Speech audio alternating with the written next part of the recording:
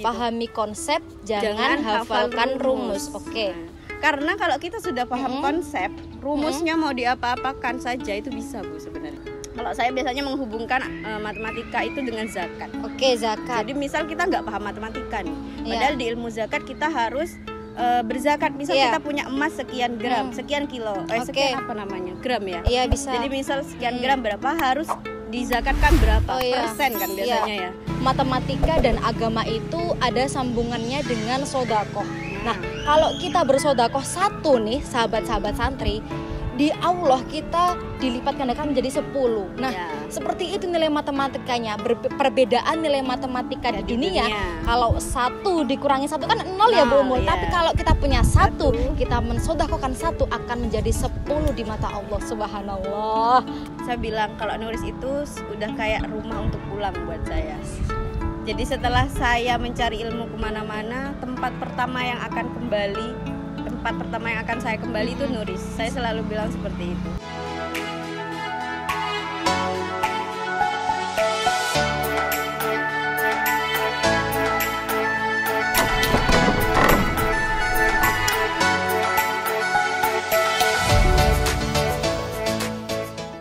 Assalamualaikum warahmatullahi wabarakatuh. Berjumpa lagi dalam acara Podcast Semaris, podcastnya SMA Nuris. Kali ini saya punya pantun untuk pemirsa semua atau sahabat-sahabat santri yang sedang menonton podcast ini.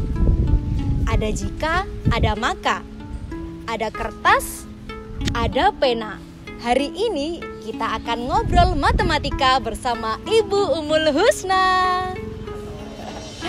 Oke, untuk yang pertama, sebelum kita ngobrol lebih jauh lagi, perkenalan dulu ya Bu Ummul, biar teman-teman semua tahu nih Bu Ummul itu siapa sih?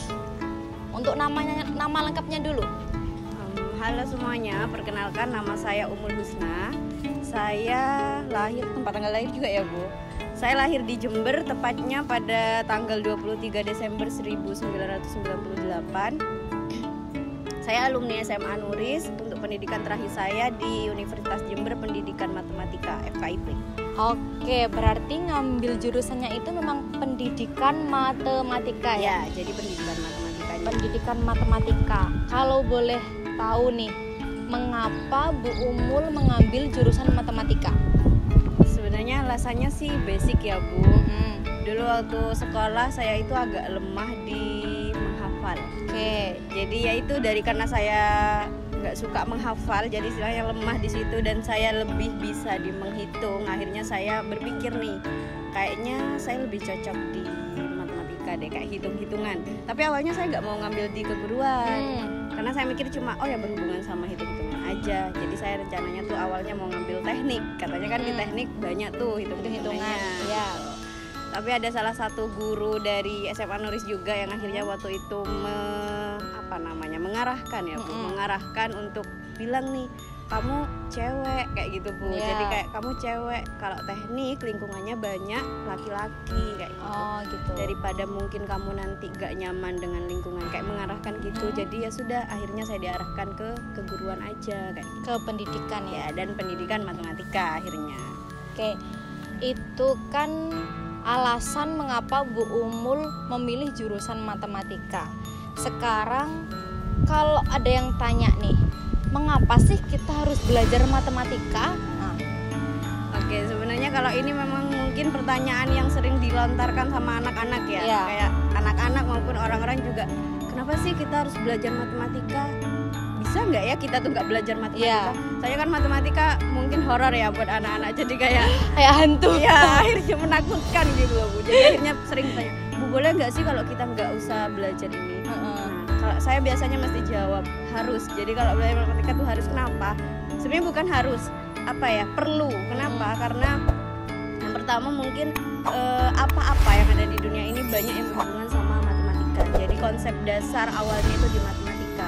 Contohnya misal saya nggak mau belajar matematika Bu, saya mau belajar kimia aja atau fisika aja gitu. Nggak bisa. Kenapa? Karena konsep dasar yang harus kita tahu dulu itu di matematika. Jadi waktu saya kuliah itu sempat ada dosen juga yang bilang tanpa matematika, ilmu-ilmu ilmu-ilmu itu tuh nggak bisa digunakan gitu loh, nggak bisa dilakukan. Contohnya gimana Bu Ota? Jadi waktu itu anak-anak juga tanya gimana, kenapa kok bisa disebut kayak gitu? Karena di fisika atau di kimia itu nggak bakal nyari kenapa kok perpangkatan tuh bisa, misal nih ada 4 pangkat 2, kenapa kok 4 kali 4, kenapa kok bukan 4 tambah 2, kayak gitu. Anak fisika sama anak kimia itu nggak bakal peduli sama kayak gitu. Tapi yang menemukan 4 pangkat 2 kenapa kok 4 kali 4 itu kan anak matematika. Jadi kalau misal kita nggak belajar matematika, kita nggak bisa tahu gitu loh. Jadi itu intinya matematika adalah ilmu dasar. Oke, baik. Lalu ya Bu, kalau ada yang tanya lagi, biasanya kan banyak yang kritis ya seperti ini. Kan sekarang sudah ada kalkulator, ada banyak teknologi canggih yang bisa menghitung. Kenapa kita masih belajar matematika? Apakah matematika itu kolot seperti itu? Bagaimana menurutnya Bu Umul? Saya juga sering Bu ditanya kayak gitu. Bu, kenapa sih ada yang mudah, kenapa nyari yang sulit, susah gitu ya? Yang susah. Nah, sebenarnya yang mudah itu muncul karena awalnya ada yang susah. Jadi yang kemudahan itu juga diciptakan awalnya juga dari kesusahan. Jadi orang-orang punya kesulitan, dibikinlah yang kemudahan. Kenapa nggak dipakai aja yang mudah Bu? Kalau misal kita enak aja pakai yang mudah itu, kita nggak bisa mengembangkan nanti Bu. Jadi kan kita harus tahu nih, yang mudah ini didapatnya dari mana. Kalau kita udah tahu asalnya dari mana, istilahnya kembali lagi ke konsep dasar ya. Kalau kita udah tahu dasarnya dari mana, misal suatu saat kita mau mengembangkan teknologi-teknologi yang ada itu lebih mudah gitu. Jadi kita nggak terpaku sama kemudahan yang sudah diciptakan. Dan karena sesuatu yang instan itu kan juga selalu baik ya. Kenapa ada instan? Pasti sebelumnya ada yang apa ya namanya sederhana dulu kan sebelum menjadi sesuatu yang instan seperti itu ya. Oke, baik. Selanjutnya, kembali ke waktu Bu Umul mau masuk kuliah. Itu tadi kan kata Bu Umul ada salah satu guru yang mengarahkan Bu Umul untuk ke pendidikan matematika. Kalau kali ini pertanyaan saya, apakah juga beliau yang menjadi sosok idola Bu Umul belajar matematika atau mungkin ada idola lain? Kalau sosok idola mungkin beliau termasuk salah satu sosok idola, tapi kalau sosok idola saya kenapa saya belajar matematika sebenarnya bukan spesifik beliau. Jadi kalau misal pertanyaannya sosok spesifik yang bisa membuat saya selalu semangat belajar matematika, suka matematika, itu sebenarnya guru-guru matematika Bu. Jadi kayak dari SD sampai SMA, nggak tahu kenapa saya tuh selalu suka kalau melihat guru matematika, cara penyampaiannya, cara menjelaskannya. Saya tuh merasa nggak pernah gagal punya guru matematika kayak gitu. Jadi sosok selalu saya bilang kalau sosok-sosok yang sangat berjasa ketika saya kuliah, saya sampai saat ini tuh guru-guru matematika saya dan guru-guru yang lain juga, cuma lebih spesifik mungkin guru matematika. Tapi ini juga bisa fun fact loh ya teman-teman, sahabat santri semuanya. Dulu kan kebetulan saya itu guru bahasa Indonesia ya Bu. Mengapa saya suka bahasa Indonesia itu salah satunya juga karena guru-guru bahasa Indonesia saya. Dari SD, dari SMP, dari sampai SMA, kebetulan dulu saya MA kan, itu nggak pernah gagal juga. Nggak tahu kenapa. Ada beberapa momen yang saya itu nggak suka gitu ya sama bahasa Indonesia, tapi kayak kembali lagi suka. Tapi ini ya ngobrol tentang matematika. Saya tuh dulu sempat suka matematika SD. Nah tiba-tiba di SMP, karena ya saya nggak bilang kalau guru saya itu nggak asik sih, cuman nggak tahu kenapa tiba-tiba saya nggak suka matematika. Karena waktu itu ya Bu, waktu itu dikasih banyak tugas. Terus tugasnya tuh sistemnya tuh karena dulu masih baru-barunya sering pakai email gitu, Gmail, disuruh kirim email. Dan saya masih SMP ya, jadi masih agak gaptek gitu loh, masih kurang, teknologinya tuh kurang. Jadinya saya bad mood, nggak suka akhirnya matematika kok di Gmailin gitu kan, ya apa masih ngetik gitu kan, nggak suka ya, kurang suka sih gitu. Cuma ya sebenarnya kan matematika seru sih ya. Seru, menyenangkan ya, menyenangkan banget. Oke, nah ini saya mau minta tips dan trik nih untuk orang-orang mungkin seperti saya atau seperti sahabat-sahabat santri yang sedang nonton nih, yang nggak suka matematika atau kurang suka matematika. Kasih tips dan triknya dong Bu Umul. Oke, untuk tips and trick ya, sebenarnya awalnya saya mau bilang dulu, saya tuh nggak pernah mau maksa murid saya buat suka, Bu. Jadi misal saya di kelas, satu kelas nggak pernah saya bilang kalian harus suka matematika, kalian harus cinta matematika, nggak. Karena nggak harus memang sebenarnya kalian rasa cinta. Suka nggak bisa dipaksa. Gitu. ya. Aku karena kembali ya. Jadi memang nggak harus mereka tuh suka atau cinta sama, tapi yang perlu itu mereka mau aja belajar. Jadi saya selalu bilang yang penting kalian mau aja gitu ya. Jadi kalau misalnya ditanya tips and trick dari saya, yang pertama kalau kembali tadi horor kan ya. Jadi matematika tuh horor di mindsetnya anak-anak. Makanya saya selalu ngasih tips yang pertama, bangun mindset kalian positif di matematika. Jadi jangan ketika mau belajar matematika nih, matematika nih capek nih dah, horor kayak gitu-gitu. Jangan, jadi apa ya, bangun positif. Matematika nih bisa. Jadi kayak apa ya, Bu? Husnudon ya. Iya, jangan seuzon dulu sama matematika, terlalu seuzon. Bangun dulu mindset positifnya, itu yang pertama tentang matematika ya. Jangan selalu, soalnya di anak-anak tuh mesti horor, gak suka banyak rumus kayak gitu. Terus yang kedua ini, pahami konsep, jangan hafalkan rumus. Jadi saya selalu bilang kayak gitu. Pahami konsep, jangan hafalkan rumus. Karena kalau kita sudah paham konsep, rumusnya mau diapa-apakan saja itu bisa, Bu, sebenarnya. Oh, mungkin saya menjadi menemukan titik poinnya. Mengapa saya dulu itu kadang-kadang bosen, kadang-kadang suka sama matematika karena menghafal rumus. Dan ini saya pernah yang ketiga saya pernah saat mengerjakan soal. Nah, karena saya menghafal rumus, tatkala saya menemukan sebuah soal yang agak modif lah dimodif, saya sudah bingung. Saya benar. kebingungan karena saya tuh nggak memahami konsep, cuman sekedar hafal aja. Jadi saya sering bilang karena kalian nggak harus hafal rumus, tapi kalian harus paham konsepnya. Saya begitu kalau bilang ke anak-anak. Gitu. Terus masuk ke yang ketiga. Yang ketiga itu hindari cara sesat. Hindari cara cepat yang bikin sesat. Oke. Jadi itu yang kebanyakan bikin anak-anak itu kadang suka, kadang enggak. Jadi cara cepat, anak-anak kan biasanya minta cara cepat. Bu, cara cepatnya gimana? Tapi itu padahal yang bisa bikin mereka sesat. Kenapa? Cara cepat itu biasanya hanya berlaku untuk beberapa soal. Jadi misal ketika soal itu dimodif katanya Bu Oka tadi, ada cara cepat yang tidak bisa berlaku di soal. Jadi yang bisa berlaku memang konsep tadi, kembali konsep. Kalian boleh pakai cara cepat, tapi kalian kalau sudah paham konsep, saya biasanya bilang karena memang sesuatu yang cepat itu kadang memang kurang baik ya Bu ya. Baik. Itu biasanya memang sesaat. Nih pertanyaan selanjutnya, apa relasi belajar matematika dengan kehidupan bermasyarakat, lebih-lebih kalau ada hubungannya dengan beragama? Apakah matematika dan masyarakat agama itu bisa disambungkan? Bisa. Sebenarnya bisa, kalau mungkin kita sudah banyak menyadari ya, kalau di kehidupan beli-beli aja sebenarnya pakai matematika kan. Kayak misal kita mau beli ini, kita harus rank berapa nih uang. Di situ udah masuk ilmu dasar perhitungan. Itu udah dipakai ya.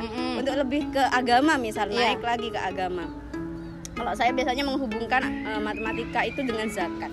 Zakat. Jadi misal kita nggak paham matematika nih, padahal di ilmu zakat kita harus berzakat. Misal kita punya emas sekian gram, sekian kilo, sekian gram ya. Iya, bisa. Jadi misal sekian gram berapa harus dizakatkan berapa persen kan biasanya ya. Kalau kita nggak bisa ngitung persenannya gimana dong kayak gitu ya. Jadi itu benar-benar. Ketika kita udah punya emas segini, kita harus zakat berapa ya kayak gitu. Itu juga Bu Umul dalam ilmu ini warisan, pembagian warisan itu juga sulit loh. Ada 2/3 kalau anak laki-lakinya 1, anak perempuannya 2. Itu saya sampai sekarang pun masih bingung itu. 2/3 gitu-gitu tuh masih bingung. 2/3-nya ini berapa ya kayak gitu-gitu ya. Terus saya juga pernah dengar Bu Umul, kalau nggak salah waktu itu saya mendengar Habib Ja'far atau sama Sujiwo Tejo kalau nggak salah ya, ngobrolin tentang matematika dan agama itu ada sambungannya dengan sodakoh.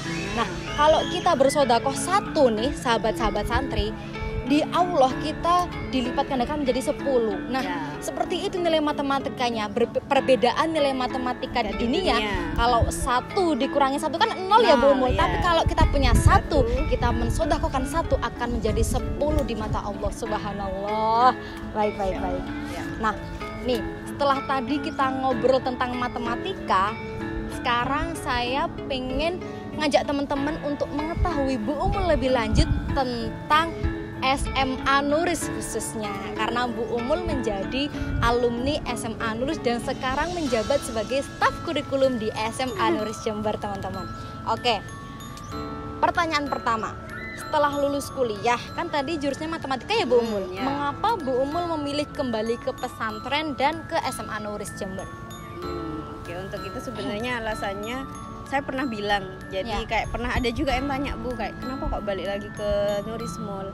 Saya bilang kalau Nuris itu udah kayak rumah untuk pulang buat saya. Jadi setelah saya mencari ilmu kemana-mana, tempat pertama yang akan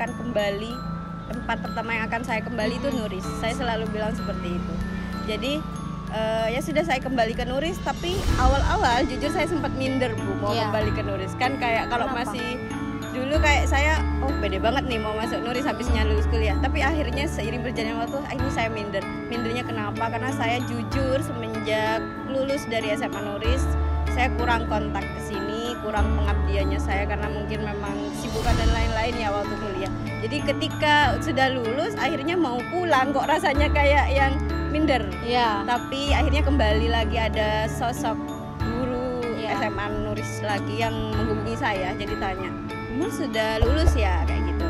Kalau sudah lulus, kerja di mana sekarang? Jujur waktu itu belum kerja ya, jadi kayak belum, Bu, gitu.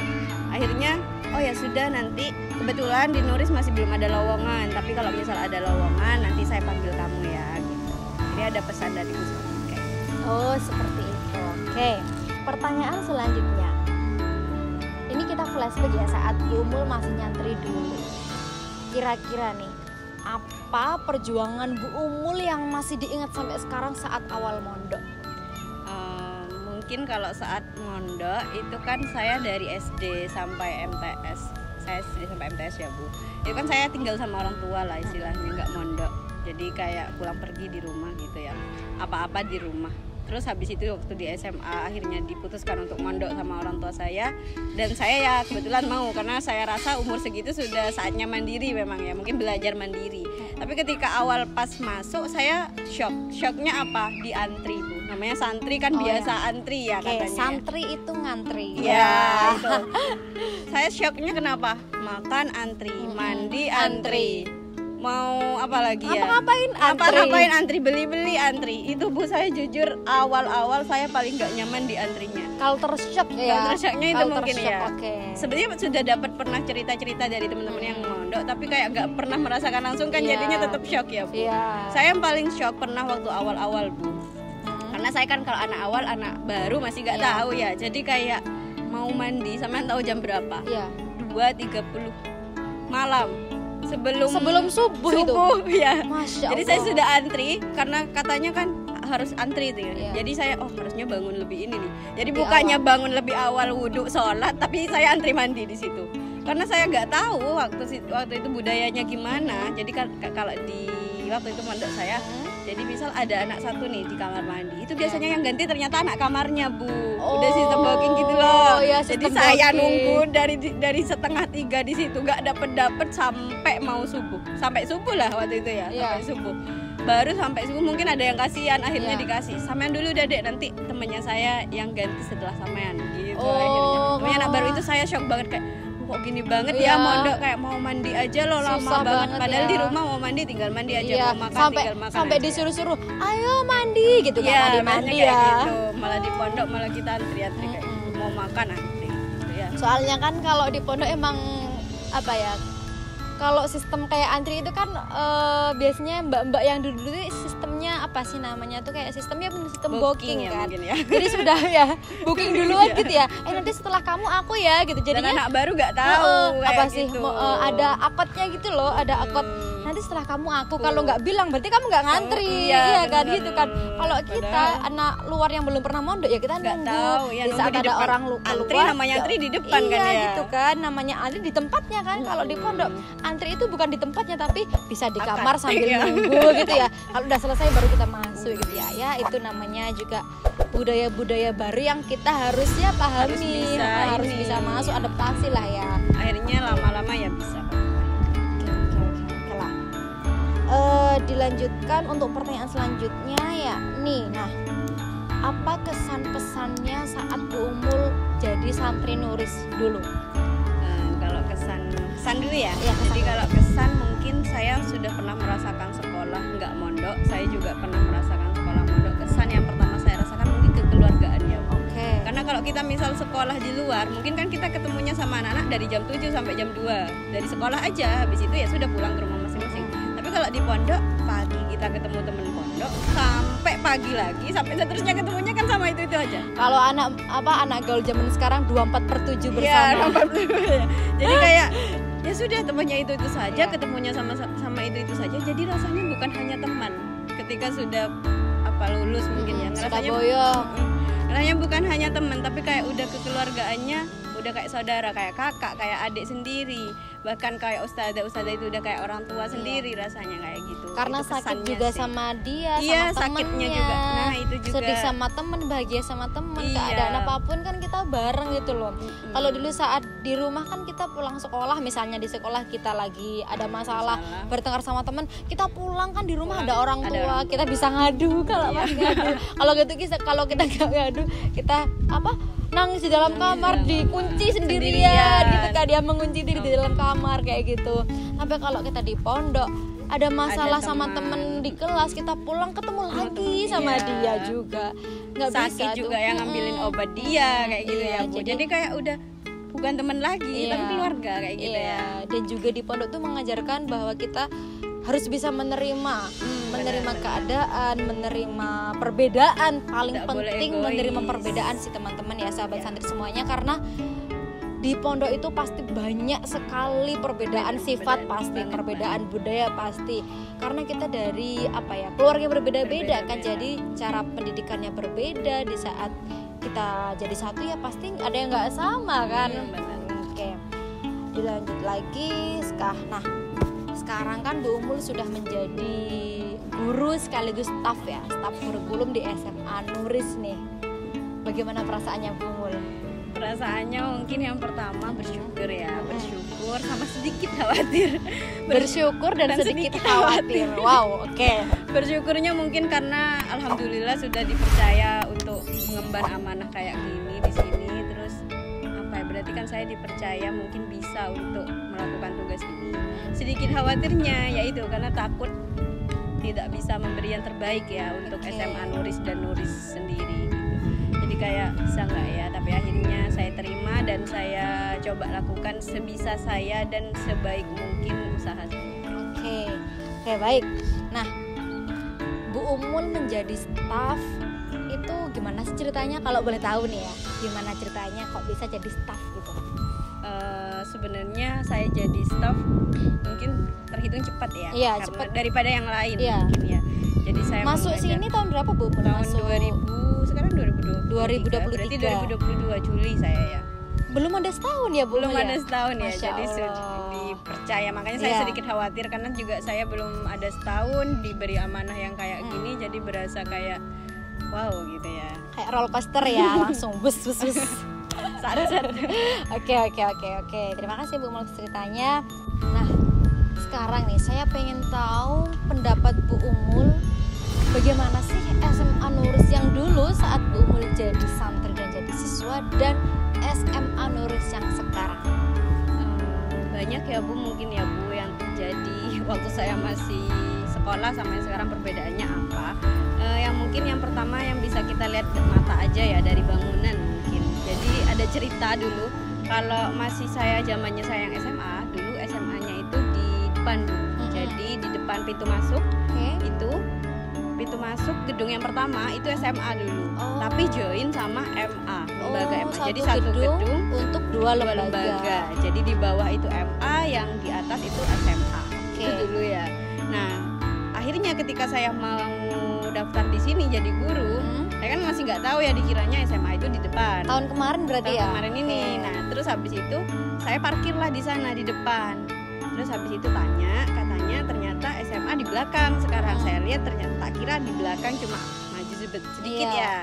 Akhirnya saya tanya, ternyata tambah ke belakang tak lihat, wah ternyata Nuris sudah sebesar ini ya, Masya Allah gitu ya. Jadi kayak besar banget, jadi perbedaannya jauh banget, sampai ke belakang juga udah ada rusunawa kayak gitu ya. Akhirnya ya itu pengalaman saya pertama kali jalan dari depan ke belakang di Nuris. Oke, bangunannya lebih besar lagi, lebih banyak perkembangan lagi ya di struktur bangunannya. Apalagi Bu perbedaannya? Yang kedua mungkin di prestasi ya Bu. Oh, prestasi akademik maupun non akademik saat ini sudah maju pesat ya. Jadi masih saya dulu kami mungkin cuma bisa menempuh atau menjuarai tingkat provinsi ya. Jawa Timur itu mentok dah, biasanya anak-anak di Jawa Timur sudah nggak bisa. Tapi kalau sekarang saya lihat anak-anak udah bisa sampai nasional, bisa sampai internasional. Jadi jauh ya dari Jawa Timur ke provinsi, ke nasional, ke internasional. Oke. Lalu apa sih harapan-harapan Bu Umul untuk SMA Nuris, untuk pesantren Nurul Islam, dan juga untuk Bu Umul sendiri nih sebagai staf kurikulum di SMA Nuris Jember? Mungkin ini sederhana aja ya, jadi bisa dijadikan satu untuk harapan saya, untuk saya sendiri, untuk SMA Nuris, untuk pesantren Nuris. Intinya semoga kita selalu bisa menjadi yang terbaik, memberi yang terbaik, karena kan kita tahu orang-orang tua di luar sana menitipkan anaknya pada SMA Nuris, pada pesantren Nuris. Nuris menitipkan anak-anak pada kita sebagai guru, jadi baiknya kita bisa memberi yang terbaik sih. Memberi yang terbaik dan yang pasti bisa bermanfaat bagi orang lain ya. Karena kan ada hadis yang khairun nas anfa'uhum linnas, karena sebaik-baik manusia adalah yang bermanfaat bagi orang lain. Oke Bu Umul, pertanyaan terakhir nih buat Bu Umul. Apa pesan-pesan Bu Umul untuk sahabat-sahabat santri yang sedang menonton podcast Semaris? Pesan saya mungkin untuk teman-teman santri, sahabat-sahabat santri yang lagi menonton podcast SMA Nuris Jember, tetap semangat dan jadilah yang terbaik versi kalian sendiri. Jadi santri itu bisa, jangan minder untuk menjadi seorang santri, karena santri itu adalah manusia yang hebat menurut saya, karena kita melalui banyak kesulitan menjadi seorang santri. Semoga itu menjadi pelajaran untuk kita dan bisa bermanfaat untuk kehidupan kita ke depannya. Oke, menjadi santri yang hebat ya Bu Umul. Ini loh yang saya suka dari orang matematika. Karena gini, menurut saya matematika itu bukan soal angka, karena matematika itu soal logika ya. Maka dari itu kenapa orang matematika seperti Bu Umul ini selalu bisa berpikir yang logis. Masya Allah sekali. Sepertinya sudah ya ke podcast kita pada hari ini. Semoga bermanfaat untuk teman-teman semuanya. Terima kasih Bu Umul sudah hadir di podcast Semaris. Saya mengakhiri, saya Taufiah Anisatur Rahmah dan Bu Umul izin undur diri. Wassalamualaikum warahmatullahi wabarakatuh. Sampai berjumpa di podcast Semaris selanjutnya. Bye.